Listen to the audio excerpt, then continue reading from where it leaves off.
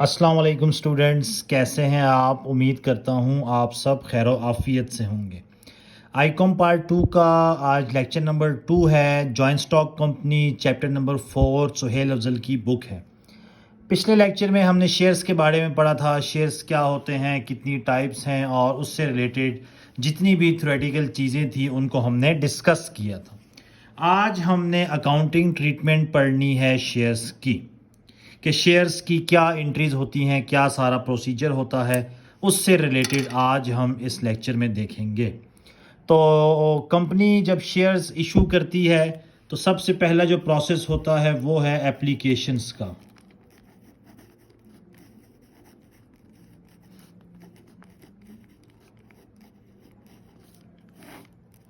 तो जब भी कंपनी शेयर इशू करती है सबसे पहले पब्लिक क्या करती है, एप्लीकेशन देती है कंपनी को, और एप्लीकेशन के साथ साथ वो क्या करती है, कुछ ना कुछ अमाउंट देती है। इसका मतलब कंपनी को पब्लिक से पैसे मिल रहे हैं, पैसे मिल रहे हैं बैंक अकाउंट में, तो हम बैंक अकाउंट को क्या करते हैं, डेबिट। और क्यों मिल रहे हैं, एप्लीकेशंस के साथ शेयर एप्लीकेशन अकाउंट क्रेडिट। ठीक है, bank account debit and share application account क्या हो जाएगा, क्रेडिट। कब? जब कंपनी को एप्लीकेशन रिसीव्ड होंगी शेयर्स की, और एप्लीकेशन सिर्फ एप्लीकेशन नहीं होती, साथ मनी रिसीव होती है, कैश रिसीव होती है बैंक में। इसीलिए जब हमें बैंक में पैसे मिल रहे हैं तो बैंक अकाउंट डेबिट, क्योंकि हमारा एसेट्स बढ़ गया है। और किसके थ्रू मिल रहे हैं, एप्लीकेशंस के थ्रू, तो शेयर एप्लीकेशन अकाउंट क्या हो जाएगा हमारे पास, क्रेडिट। एप्लीकेशन रिसीव होने के बाद दूसरा क्या करते हैं, शेयर्स अलॉटेड।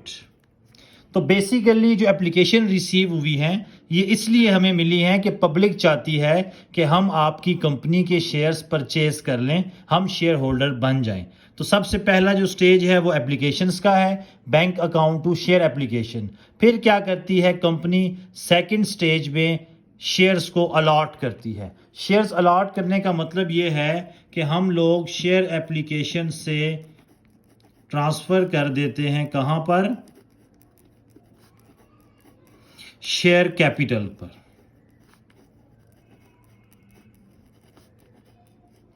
तो शेयर कैपिटल अकाउंट डेबिट हो जाता है और शेयर कैपिटल अकाउंट क्रेडिट हो जाता है। ठीक है, जब हम शेयर्स अलॉट करेंगे। अब देखें, हमने जो आईकॉम पार्ट 1 में एंट्रीज की थी, जनरल एंट्रीज कैपिटल की, तो वो क्या एंट्री थी, बेसिकली कैश अकाउंट या bank account to capital account. ठीक है, तो बेसिकली यहां पर भी वही एंट्री हुई है, क्योंकि यहां शेयर एप्लीकेशन क्रेडिट हो रहा है, यहां शेयर एप्लीकेशन डेबिट हो रहा है, तो ये दोनों आपस में कट जाएंगे। पीछे जो एंट्री बच जाएगी वो bank account to share capital account की बच जाएगी। लेकिन चूंकि वहां एप्लीकेशन या ऐसा कुछ चक्कर नहीं था, तो वहां पर सिर्फ शेयर कैश और बैंक टू कैपिटल होता था। लेकिन यहां हमें प्रॉपर 2 स्टेप्स फॉलो करने पड़ेंगे, application receive, bank account to share application account, shares allotted, share application to share capital account. Capital जब इंक्रीज होता है तो क्रेडिट होता है, इसीलिए शेयर कैपिटल अकाउंट क्या हो जाएगा, क्रेडिट। लेकिन ये एंट्री तब होगी जब हम शेयर इशू करेंगे एट पार। एट पार कहते हैं कि 10 रुपए का शेयर था, हमने 10 रुपए का ही इशू किया है, इसे हम कहते हैं एट पार। अगर हम एट प्रीमियम इशू करेंगे, एट प्रीमियम का मतलब है 10 का शेयर हमने मिसाल के तौर पर 12 रुपए का इशू कर दिया है, तो उसकी एंट्री में देखें शेयर एप्लीकेशन तो डेबिट होगा।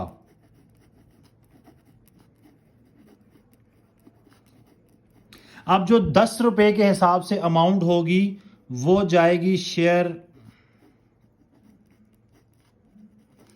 कैपिटल अकाउंट में, और जो 10 से ऊपर का बेचा है 2 रुपए का, उसे हम कहते हैं शेयर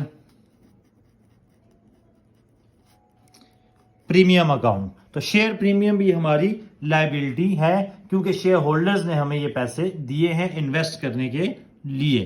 तो जब भी एट पार इशू होगा तो share application to share capital account, but at premium issue होगा, ओरिजिनल प्राइस से ऊपर इशू होगा तो share application account to share capital account and share premium account. लेकिन एक तीसरी कंडीशन भी है कि जब एट डिस्काउंट इशू हो, लेट सपोज 10 रुपए का शेयर था, हमने 8 रुपए का इशू किया है, तो इस एंट्री में share application account debit discount on share,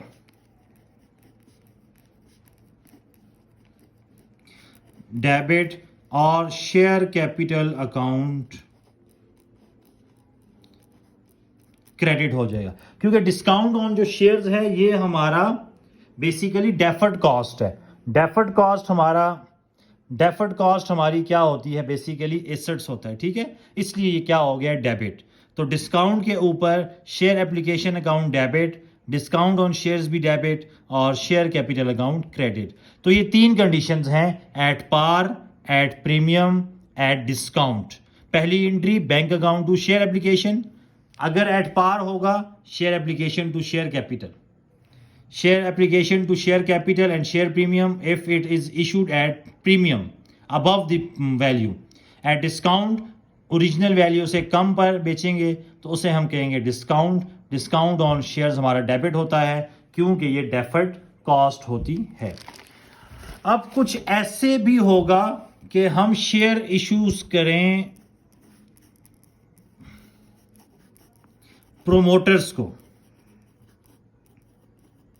अब जब हम शेयर इशू करेंगे प्रोमोटर्स को, उसमें फिर अभी एप्लीकेशन की जरूरत नहीं है, इसमें डायरेक्ट आपकी एंट्री होगी, उनसे पैसे मिलेंगे, हम बैंक अकाउंट डेबिट होगा और डायरेक्टली शेयर कैपिटल अकाउंट क्या हो जाएगा, क्रेडिट। ठीक है, इसमें एप्लीकेशन की जरूरत नहीं है। अंडर राइटर्स वो लोग हैं, प्रोमोटर्स वो लोग हैं, अंडर राइटर्स जो हमसे शेयर्स खरीदकर आगे लोगों को क्या कर देते हैं, इशू कर देते हैं।